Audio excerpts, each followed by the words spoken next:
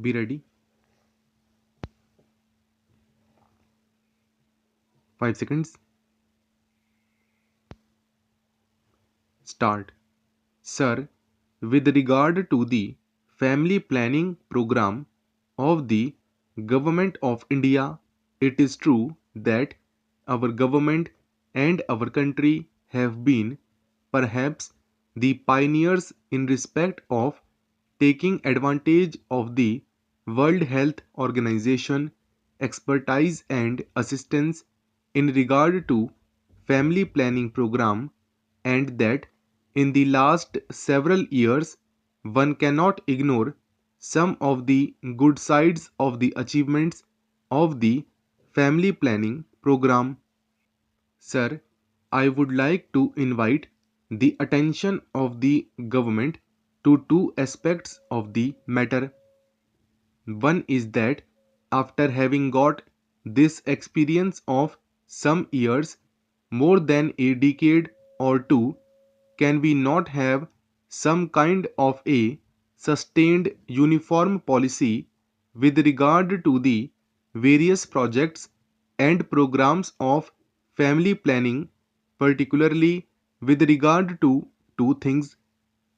One is the assistance that we would like to rope in of the voluntary agencies, because by its very nature this is not something which the government can do. Government can spend money, government can give encouragement, but basically it is a question of educating the people, educating the illiterate, and educating the people in the countryside, and also taking the maximum possible help from the voluntary social institutions in which a large number of women organizations are also doing a lot of good work. In this regard, the complaint I hear is that the policy of the government in regard to incentives offered is not quite free from faults. Every now and then, different kinds of incentives are tagged on while attracting more people. Then, those incentives are not maintained for a particular period of time, so that certain incentives are withdrawn and certain new incentives are given. The result is that the interest in the program is for the incentives offered rather than for the ultimate objective of controlled and healthy family planning. I would therefore request the government to ensure that the family planning program has a certain sustained outlook, that the incentives are well thought out, and that there is no change every now and then in regard to this or that incentive. Then this should be free from one very serious error. This is not only an error, I would say it is a criminal thing.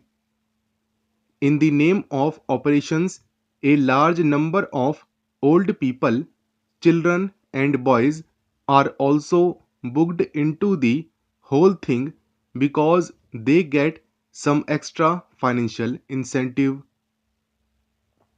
Now, I come to demand about the freedom fighters.